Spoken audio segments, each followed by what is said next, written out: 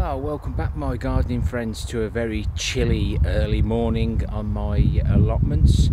We're going to be looking at some of the jobs that I want to try and do in November, and I'll try and have 3 or 4 hours at the weekend and maybe half an hour in the evening before we lose the light.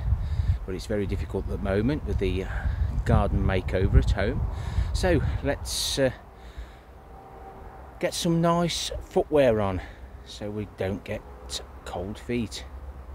So my friends at FitVille sent me some winter clogs. Brilliant, absolutely wonderful, keeping my feet warm, comfortable, plenty of room. And they also sent me these winter boots. I have slipped them on, I have tried them, and they are really comfortable and warm. Looks like they've got plenty of grip. And this takes me back to the days when I was a youngster, couldn't tie my shoelaces, but that material inside is really warm, and the Velcro does work quite well. And there's a nice look at the bottoms of those shoes, and they look good quality. The clogs, they're heavy, they're cumbersome, but bar gum, they're really comfortable and they're hard wearing. So hopefully these are exactly the same. This company tries to ensure that we get plenty of width for our toes. If you've got bunions, they cater for diabetics. The comfort areas on their other shoes are their speciality. And I can remember as a youngster, I didn't have the hand-me-down shoes, but my toes are a little bit crinkled where we've tried to fit them into shoes and boots on the farm, the small holding, and it doesn't do them any good. So it's well worth popping down into the description below, having a look at their website, looking at the shoes, and look at the discounts that they're giving out at the moment. There are discount codes at the bottom that you can use, and also they've also got discounts. Once you've looked at them, you'll probably get bombarded with emails and lots of lovely discounts. So let's not mess about. Let's get these on.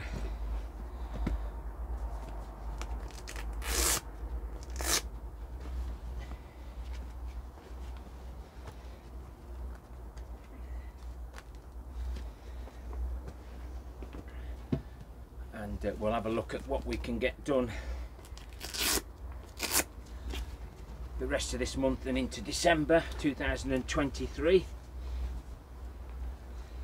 Even if you've only got a little bit of time, why not get a few jobs done. Now I've got work boots, they've got steel toe caps, they've got metal soles at the bottom. Bar gum, they're cold, but I'm going to give these a good whiz out today and in the future, and I'll let you know exactly how they do, and I'll give my personal honest review. As my regular viewers will know, this plot's been vacant for a while since my fellow plot holder passed away. His wife tried to take it on but was unsuccessful. Somebody signed up for it but didn't pay their rent, so I've spent 3/4 of an hour on this part. It doesn't take long to get an area tidy, so it's always well worth doing. And if you are a new allotment holder, then why not try the hashtag starting a new allotment series. It's very interesting to what you can do and everything you find you can reuse, etc. So plot 1, this is Mrs. K's plot. I'm hoping that the giant carrot will go to seed next year. It's the giant flaky.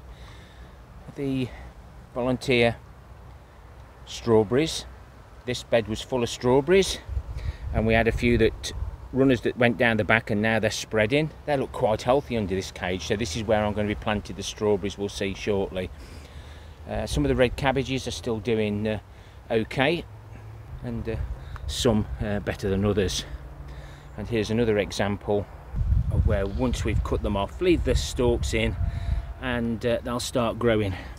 And it's surprising what you can get off these if you've got a few stalks still growing, and you'll see more of that on plot 3. So this needs a good tidy up, and we need to get the strawberry plants in the ground before they get pot bound. This will be a job in January or just after Christmas, between Christmas and New Year, while I'm off, is to do a lot of pruning. We'll cut the autumn fruit in right off to the bottom, where you can probably see some of the bits that we cut off the year before, and some of these will break off after 3 years, and they can be split if you need to as well. I need to sort the dahlias out. I'm going to leave them in the ground. I'm going to cover the tops up with a bit of cardboard or something, and then put some more compost on top. I've got 3,800 litres over there, so we're not short. The rhubarb now has died back completely. Now's the time to just give it a tidy up. This year I'm going to be mulching with manure and then covering with some compost. Last year I did wood chips, 2 or 3 year old wood chips. I think I did some fresh wood chips at this end, but I didn't see any difference, so manure it is this year. The summer fruiting, I've taken the tops out to encourage some side growth. That will come to its own next year. I need to keep topping up the manure bin, as you can see there, lots of life. I'll throw the slugs into my compost bins. I don't worry too much about slugs. I'll throw them in the compost bins. They can do a bit of work, but as you can see, because I've been away working at home, the black gold is overflowing. That's a job I need to do today. Ideally we just need to tidy the strawberries up, get those perennial weeds out that have started to grow this year. They'll come out quite easily on the Nodig growing spaces. Just need to sort out all the runners, take them out, move them about, or just literally give them away. This variety is Sweetheart. The pear trees had to have a prune because it got to over 6 foot high from obviously the top of the bed. The green manures under the Andermatt netting, it's plastic free and it's still going strong, and we use manure on this side. It's the white clover. The white clover I'm thinking I perhaps should have planted in the spring and give the bed a rest throughout the summer, but we can't always do that. Here's another red cabbage. There's plenty of good stuff under there, don't get throwing that away. And then you've got the pups and all the florets. They'll, if they're white fly free and mankey free, there's nothing wrong in having another nice meal out of those. I should be giving some more of these red cabbages away. The wildflower garden has had its tidy up. It's had a few more new additions. These will die back and the new ones will grow in the spring, and I won't disturb the bug hotel now because no doubt there's a few things in there having a nice sleep, waiting for the warmer weather to come next spring.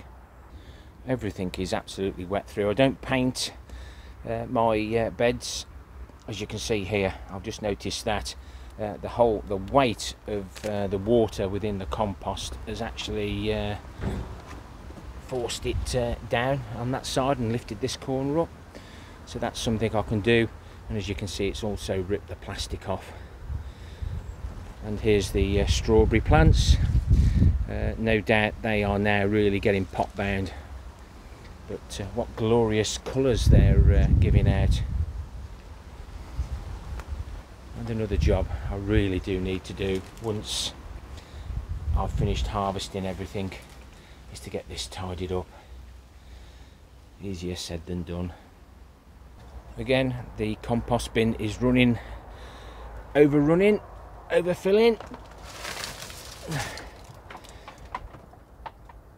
I've popped a bit of manure in here just to help with the composting process.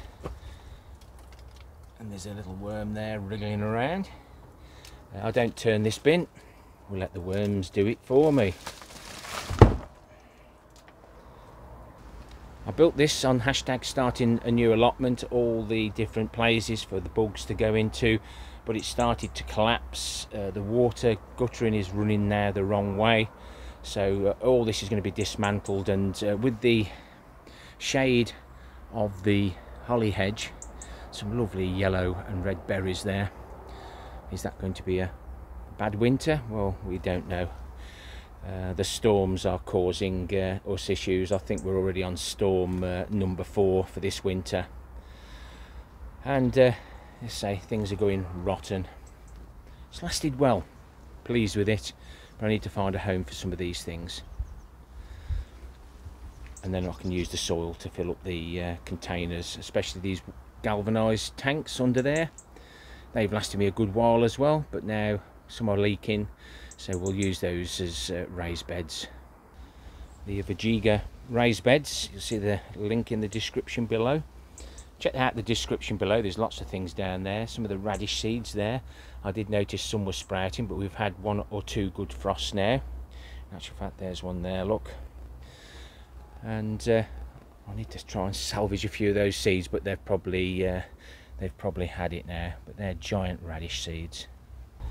All these beds are new, lots of materials gathered and ready to go.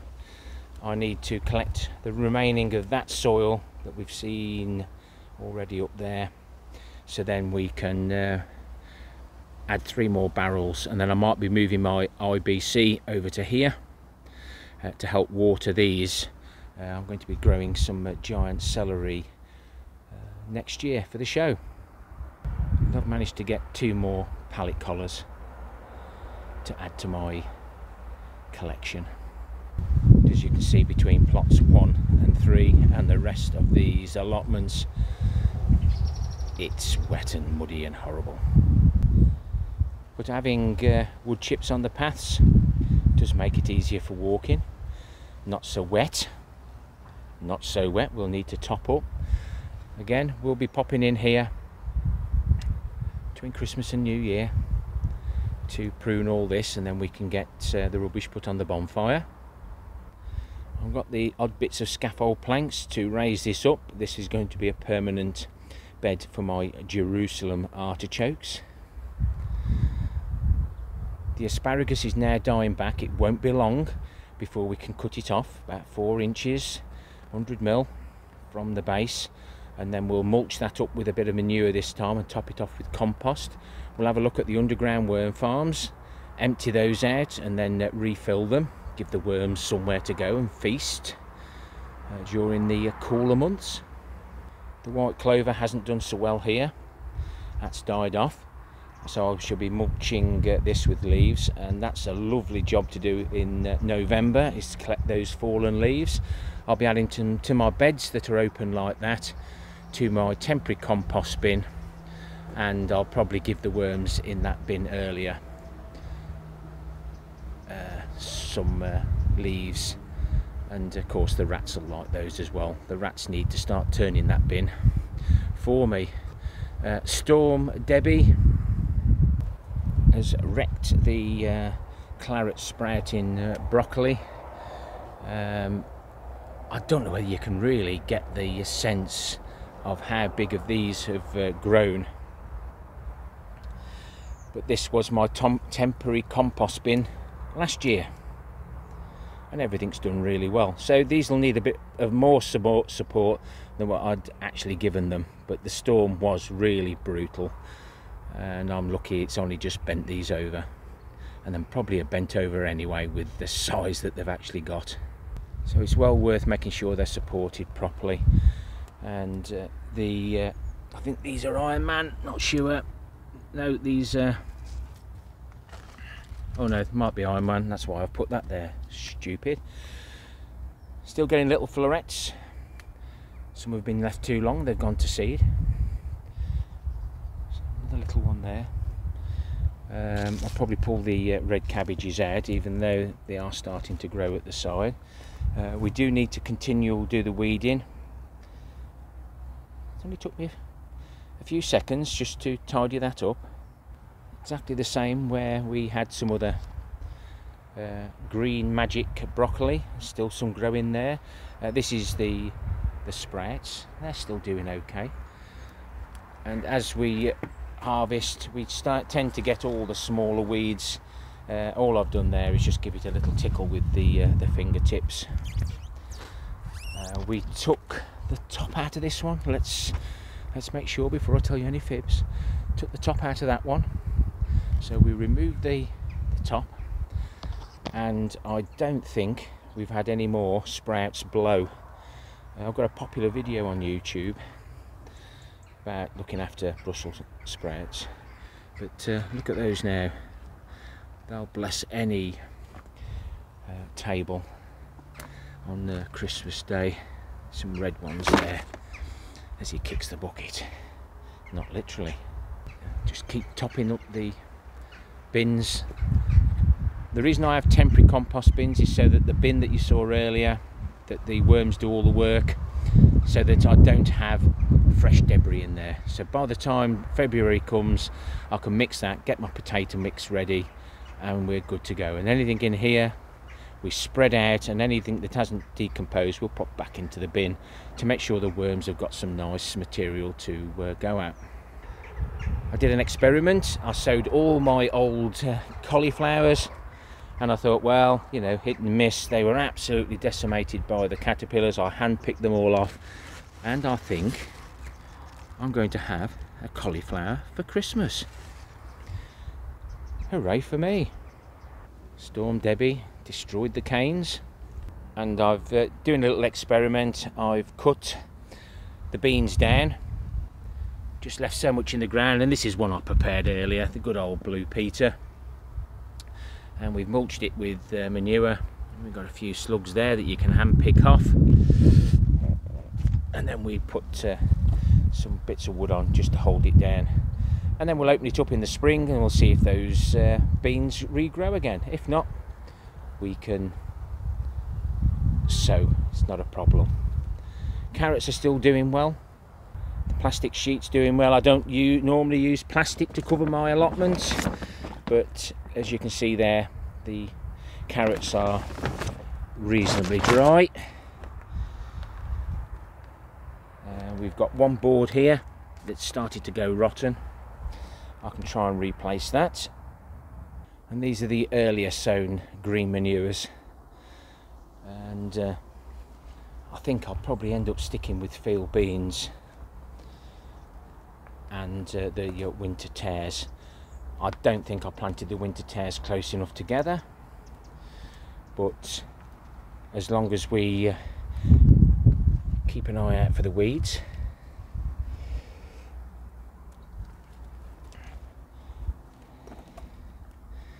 To help everything go on.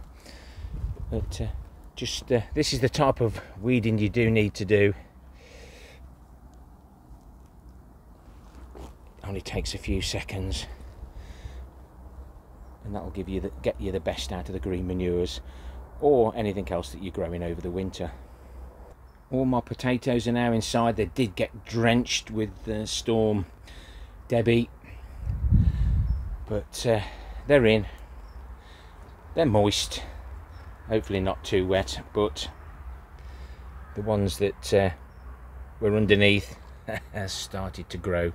The frost will soon knock those back. And of course you've got the fruits. that you was never able to harvest because they grew in between there.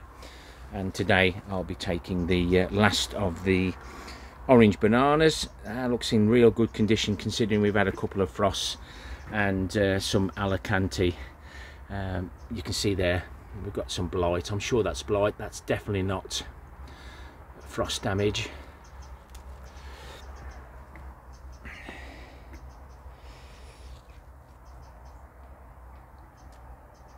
But it doesn't matter this time of the year, you can handle what you like. But we've still got some nice tomatoes there, hopefully, unless they're just slightly blight damaged. I'll probably wash my hands now before I touch those, just in case the Alicante have got blight on them or damaged by blight. One of the last things I'll be trying to do before I put them away is a bit of cane maintenance. You can see here where I've cut them off in the past, right next to the knuckle. This one hasn't, and you can see it's going rotten. They tend to go rotten from the inside, so there's no good even trying to treat them. So I'll be looking to tidy these up, get them back to the knuckles. But if you don't, when you push them in the ground, they just split, and then you end up losing even more. We've had that much rain. Everything is full now, and normally we're struggling to get water. All the barrels filled by March. Did I really want to take those warm boots off and put them back into those cold work boots? No, I didn't. But yes, if you want to check out FitVille's winter boots or anything else that they produce, plenty of room for my feet. I've got one left foot's bigger than the other, and if I forget and try it on the right hand side, they don't always fit. But these are really comfortable, plenty of room, and definitely well worth having a little look and make your own decision and what you actually see yourselves. Thumbs up, thumbs down for the interaction, please. Leave me a comment, and why not consider subscribing? It's free to do. And thank you to everyone who watches my videos from start to finish and isn't tempted to press the skip button. It helps me out greatly. Happy gardening to you all. Till next time, my friends. Ta-ra for now.